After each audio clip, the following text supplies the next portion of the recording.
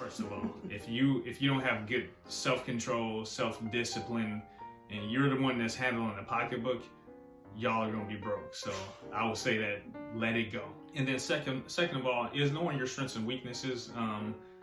There's some things that you can do to maybe make things a little bit easier. So set your stuff up on automatic payment.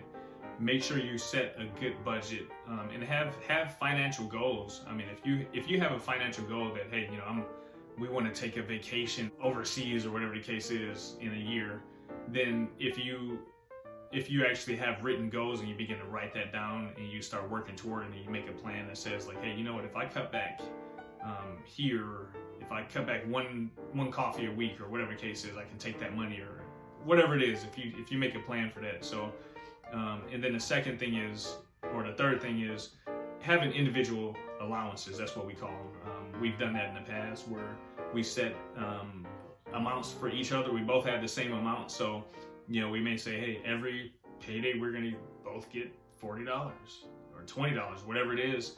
And then, we would increase that as we began to make more money. So, and if we started making less money, we would decrease that as well. And so, or get rid of it altogether. Yeah, or get rid of it altogether. Yeah. And so, when you do that, then you're just like, okay, well, I got my little pot of money. If I want to go shopping or whatever, I can do whatever I need to do, or I can,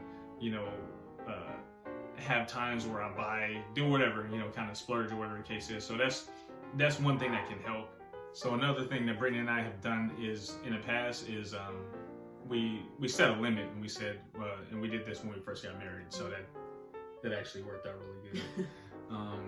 But we set a limit, and we agreed, and we said, hey, we won't spend anything over $50 without talking to each other first. And that may sound kind of crazy, but it worked for us. And I'm actually glad we did it, because there were times where I called her and I was like, hey, I'm thinking about getting this. And she was like, do you really think you need that? And I was like, you know what? Nah, I don't really need it. And so that kind of really helped. That's called accountability. So that's what we did.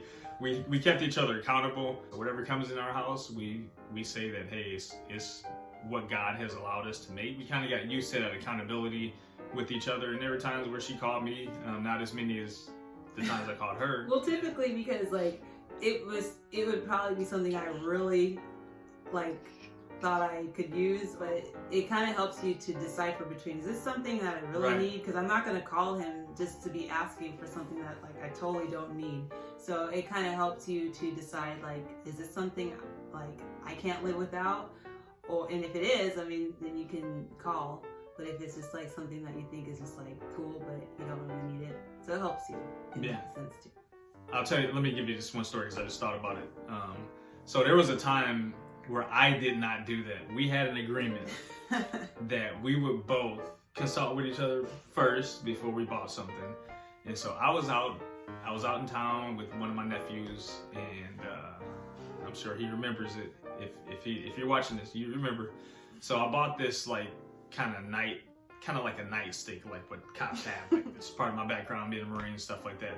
I'm kind of into different things like that. But I ended up we were in this pawn shop / gun shop or whatever, and so I ended up seeing this thing, and I was like, oh, that's so cool. And it was priced really, really well. It was pretty cheap for what it was.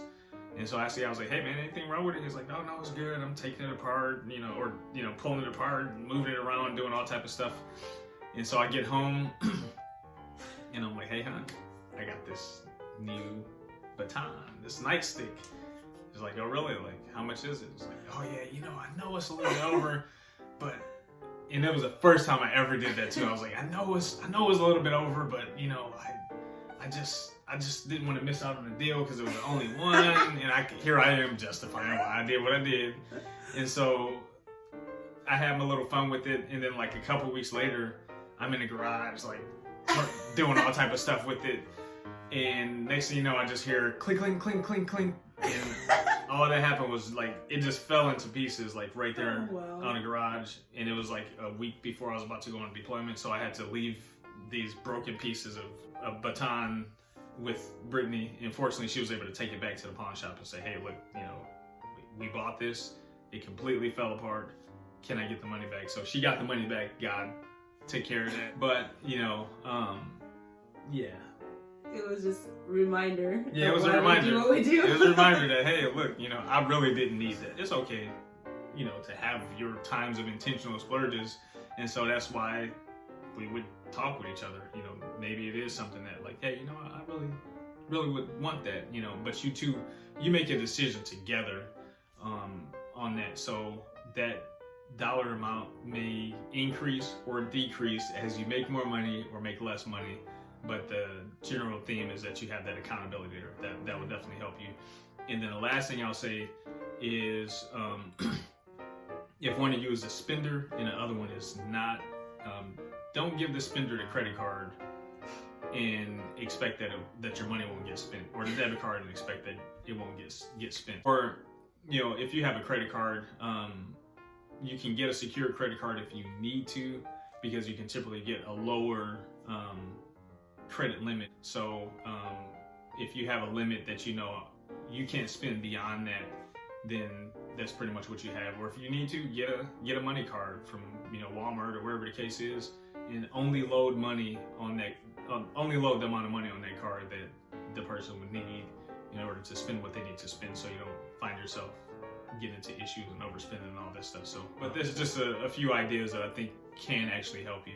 Yeah. And one thing that Doc and I did from the time we got married was we sat on the couch. I remember it like it was yesterday, the first few months in to getting married, and we put together an Excel spreadsheet, and we made it our budget sheet, and we wrote all of our expenses, our fixed expenses, our variable expenses, how much we got each month, and we kept track. We even kept all of our receipts and put them in envelopes, and we still do that now. Yeah. So we're nerds, but whatever. But it was it's been something that has helped us to be aware, because a lot of times when you're not paying attention, you end up spending a whole lot more than you think you're spending. And we have found that, you know, sometimes when we kind of not pay attention, it's like, whoa, didn't realize we spent that, you know? So awareness, that Excel sheet has been such a help, just seeing, you know, what are all our bills each month?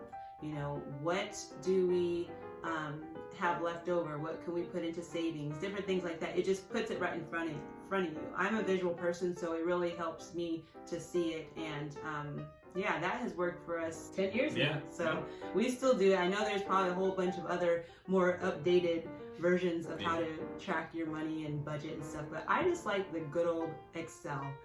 That's worked for us. So yeah. Crunchy sound.